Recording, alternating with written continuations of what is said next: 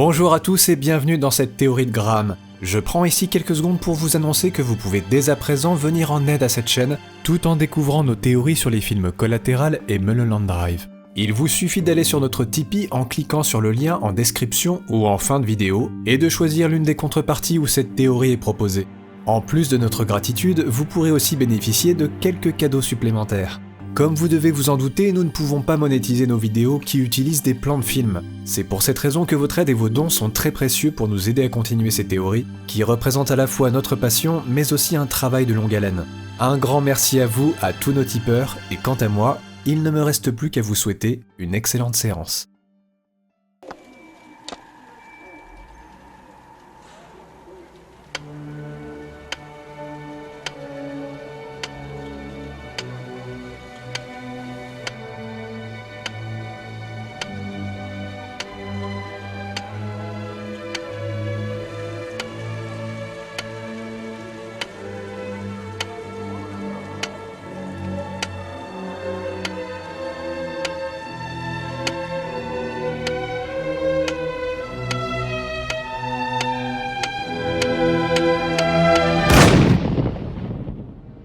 Quand le journaliste Roger Ebert est sorti de la projection du film Seven, il dévoila que c'était un des films les plus sombres et les plus impitoyables jamais réalisés par Hollywood. Si David Fincher renie toujours aujourd'hui son premier long métrage Alien 3, c'est son second film, Seven, qui lui apporte la reconnaissance du public. Thriller sombre et intense, l'histoire suit deux détectives enquêtant ensemble pour résoudre une série de meurtres brutaux commis par un tueur en série dans une ville pluvieuse et anonyme. Ce tueur en série base ses meurtres sur les 7 péchés capitaux. Et c'est en me penchant sur ces crimes que je découvris des éléments cachés sur John Doe et son œuvre.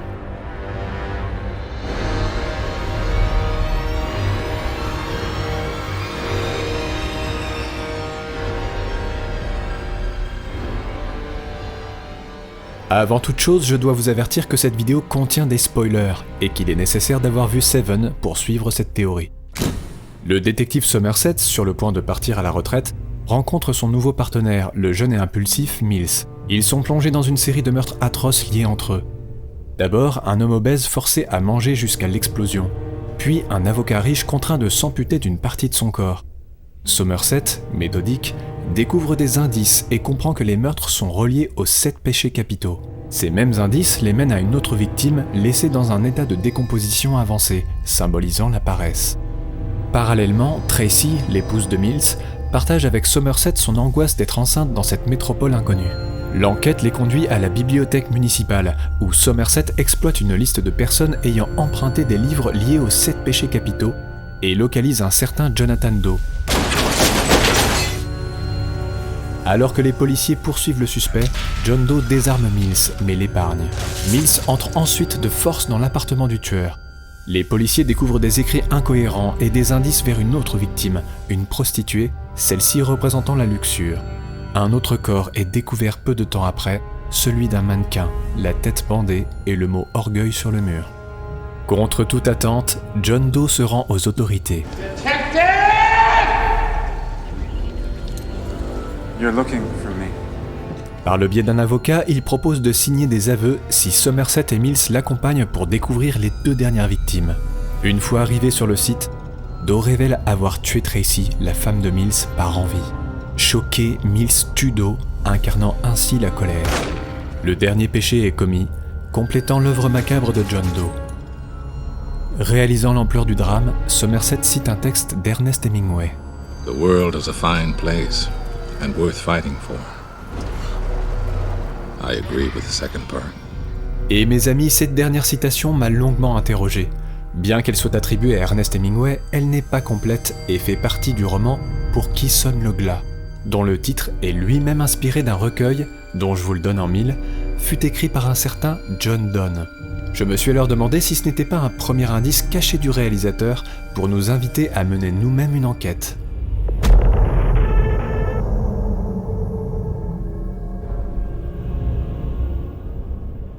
Chaque détail est maîtrisé par le réalisateur jusqu'à dissimuler le chiffre 7 que nous pouvons retrouver un peu partout dans le film, sur des numéros d'appartements, de bureaux, sur une route, etc. Il apparaît également dans la temporalité du film car l'action se déroule sur une période d'1 semaine avec un meurtre pour chaque jour. D'ailleurs, la boîte à la fin du film arrive à 7h pile. Et si vous allez à la 7e minute du film, vous verrez Mills être appelé sur l'enquête. Tout semble méticuleusement calculé et préparé par John Doe. Et si le premier plan du film s'ouvre sur un jeu d'échecs, ce n'est pas pour rien. Bien sûr, ce jeu souligne le côté réfléchi et posé du personnage de Somerset, à l'inverse de Mills qui est plus dans la rapidité d'action, comme on le voit avec le ballon de basket qu'il tient, la télé qui diffuse un match ou encore la cravate qu'il porte. Mais ce jeu d'échecs, nous le retrouvons aussi dès le générique, où nous pouvons voir des phrases subliminales qui nous invitent à nous repentir, mais également de drôles d'annotations. D35, D36, C24 et K98. Le terme D35 ou D36 dans les échecs fait référence à une ouverture du gambit de dame, dont on trouve une variante, la défense Tarrasch.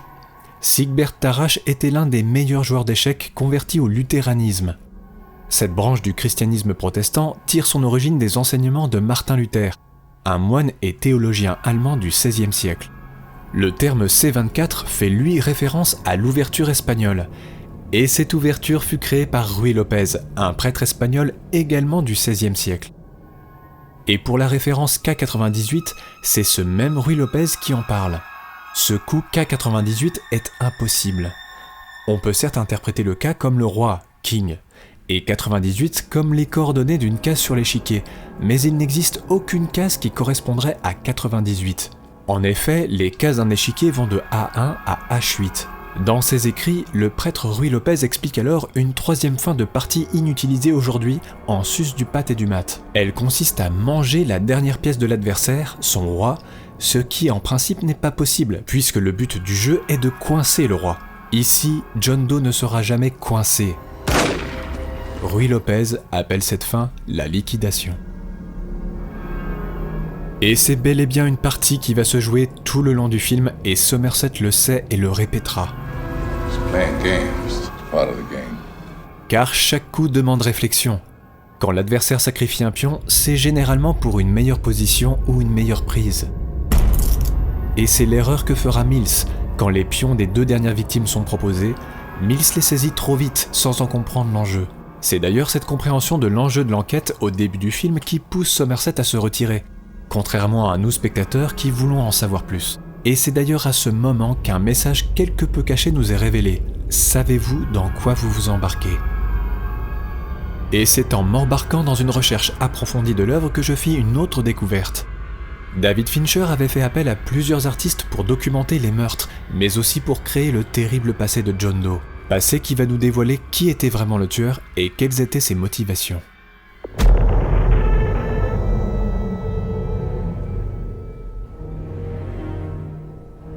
Ce n'est pas moins de 10 artistes qui ont œuvré pour créer John Doe et son œuvre. L'intégralité de leurs travaux est consultable sur différents supports, et c'est une visite du musée personnel de John Doe que je vous propose de faire. Commençons par la bibliothèque, où l'on peut trouver des livres, notamment des œuvres de la littérature classique, des textes religieux, et des ouvrages de référence sur une variété de sujets, témoignant de son intellect et de sa préparation. Sur des étagères, des carnets de notes. Il a méticuleusement documenté ses pensées, ses plans pour chaque meurtre, ainsi que des moments de vie et son enfance. C'est d'ailleurs ici que nous pouvons voir une photographie de lui bébé. Dans ces cahiers, nous découvrons qu'enfant, John Doe souffrait d'atroces céphalées en grappes qui ont été traitées au lithium, provoquant des vomissements et autres effets secondaires. Le médicament ne faisant pas suffisamment effet, la mère accepta une thérapie par électrochoc qui ne donnera rien. Il souffre encore aujourd'hui de ces terribles maux de tête. But my head began to hurt from his banality. I almost didn't notice it had happened, but I suddenly threw up all over it. La mère de John Doe, dont on trouve de rares photos dans l'appartement, était une fanatique religieuse, obsédée par le péché et la damnation éternelle. Au cours de ses années scolaires, Doe a commencé à développer des désirs charnels pour une fille sexuellement active de sa classe, ce que sa mère a condamné. La jeune fille fut retrouvée morte. John découvrit au même moment que sa mère avait des relations sexuelles consanguines avec son oncle. Nous apprenons également dans ses journaux qu'il fut marié avec une femme stérile et infidèle. Il fut également renvoyé de son travail et toucha une compensation financière expliquant sa courte vie de rentier. Un jour, sa mère s'immola accidentellement devant les yeux de son fils impassible, lui laissant comme seul héritage un livre sur les 7 péchés capitaux. John décida alors de disparaître pour devenir la main de Dieu, et ainsi passer pour une entité quasi surhumaine, outrepassant l'idée même d'identité. Il se rasa alors le bout des doigts, s'arracha les dents, les réduisit en poudre, les remplaça par un dentier factice et se castra. Cela nous amène à la pharmacie, qui contient un assortiment d'instruments médicaux, de drogues et d'autres outils qu'il a utilisés pour torturer ses victimes. Dans la chambre à coucher, nous découvrons que les fenêtres sont peintes en noir, afin de laisser passer la lumière uniquement au travers de dessins païens. Nous voyons également que John Doe a une passion pour les membres mutilés, coupés, c'est son approche du sexe. Mais c'est aussi ici que sont exposés ses trophées. Des boîtes de conserve pour illustrer la gourmandise, des codes de loi ensanglantés du sang de Ellie Gould pour l'avarice, la main de Theodore Allen pour la paresse, une photographie et la facture d'un magasin d'accessoires spéciaux pour la luxure. L'appartement contient aussi des objets religieux, y compris des crucifix et des images de saints, reflétant son obsession pour le péché et la rédemption. La salle de bain fait office de laboratoire photo, où sont exposées de nombreuses photographies qui révèlent ses actes et ses intentions, montrant ses victimes avant et pendant l'acte. C'est d'ailleurs ici que l'on peut voir une des nombreuses personnalités que prend John Doe, avec l'accréditation de photographe de presse, se faisant ainsi passer pour un certain Ray Moore. Et c'est en analysant l'ensemble des photos que je fis d'autres découvertes.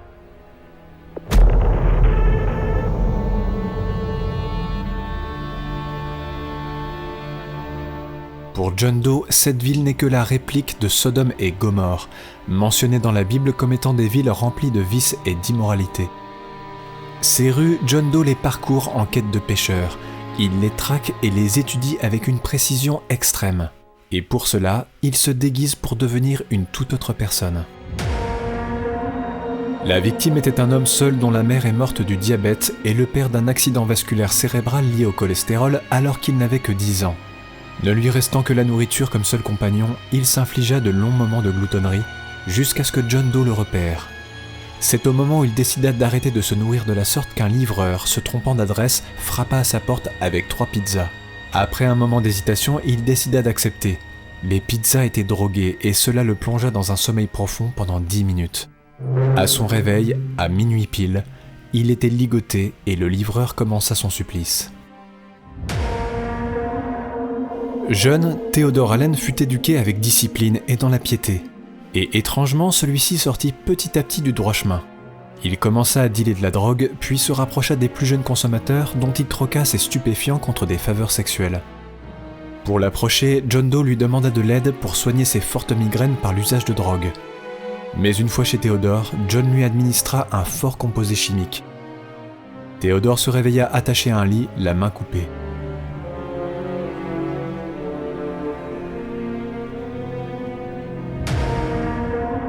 Ellie Gould est l'avocat qui a réussi à sauver Theodore Allen de la prison.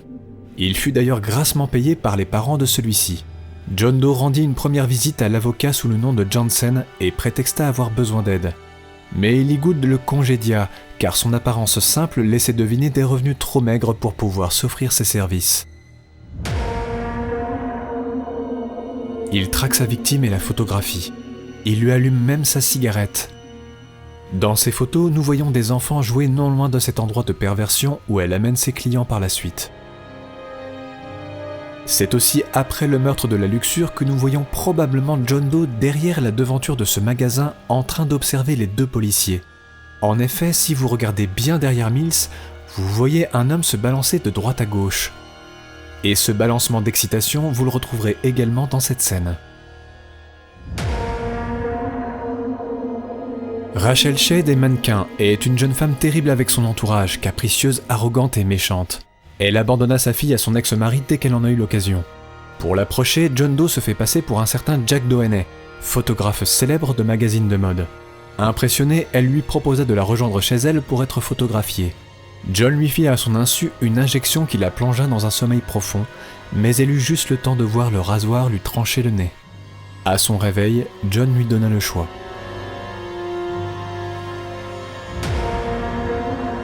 Pour John Doe, tout est clair, il est impressionné par les 2 détectives qu'il admire sincèrement. Mais plus que tout, il envie la vie de Mills et sa belle femme Tracy. Ce plan est issu d'une scène coupée et montre le désir de John vis-à-vis de la jeune femme. Pour rapprocher Tracy, il se fait passer pour un policier et collaborateur de Mills. Il viole la jeune femme avant de la décapiter. Mills sera également puni. Il perdra fatalement son emploi après avoir tué de sang-froid John Doe, et cela s'ajoutera à son dossier précédent. Il ne réintégrera pas la police et finira certainement en prison. Le plus terrible est qu'il est fort probable que dans le plan original de John Doe, Mills devait être remplacé par une autre victime pour représenter la colère. C'est sa rencontre avec lui dans l'escalier et de nouveau dans la rue qui change la donne. Avec tous ces éléments, il est important de noter que John ne se considère pas comme un meurtrier, mais plutôt comme un justicier qui punit, mais ne tue pas. En effet, si on y regarde de plus près, John Doe ne tue personne. Il pousse l'homme à manger, mais ne le tue pas. Même chose pour l'avocat qui se mutile lui-même. Theodore n'est pas mort, il est toujours vivant sur son lit d'hôpital. C'est un client qui tue la prostituée avec l'appareil sur son sexe. Le mannequin préfère se suicider plutôt que de vivre défiguré. C'est donc uniquement le viol et le meurtre de Tracy qui font de lui un meurtrier. Meurtrier devenant à son tour la victime de Mills qui se fait lui-même justice. Pour John Doe, nous sommes tous constamment témoins de ses péchés sans que cela nous choque.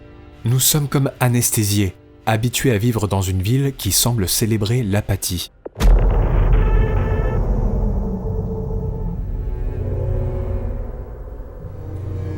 Dans cette ville où règne la violence et le crime, l'apathie est si grande que même la presse doit user de stratégies pour réveiller son lecteur, comme avec cet article de journal qui montre la prise d'otage d'une famille par un cochon d'Inde. Ou encore avec cette distribution gratuite de coupons pour un concert que tout le monde rejette ou ignore.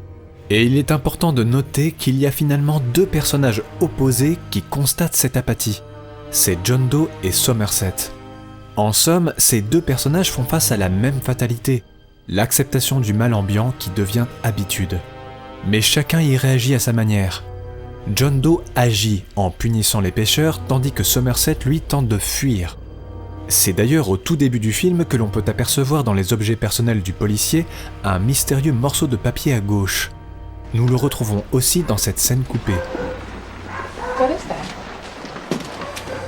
This is my future. Cet avenir dont il parle, nous pouvons le comprendre avec cette autre scène. Il compte fuir la ville pour s'installer dans un havre de paix, loin de la violence et de la corruption. Et Somerset n'est pas le seul à prendre la fuite. Mills semble aussi fuir une affaire où il a abattu un suspect. Il fait tout ce qui est en son pouvoir pour se faire muter dans cette horrible ville, jusqu'à prendre en urgence un appartement qui ne lui convient pas, ce qui surprend Somerset.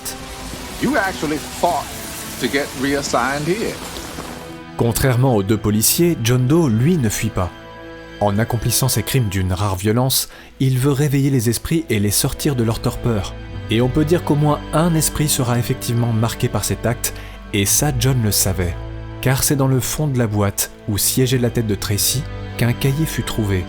Un cahier à l'intention de Somerset, avec un petit bout de papier peint et une simple dédicace. Ce temps passé ensemble n'est pas celui dans la voiture, mais le temps que Somerset va passer à étudier l'œuvre de John Doe. Il ne partira pas à la retraite, comme pour se reconnecter à ce qui a fait de lui un policier, et ce qui fait aussi de lui un être humain.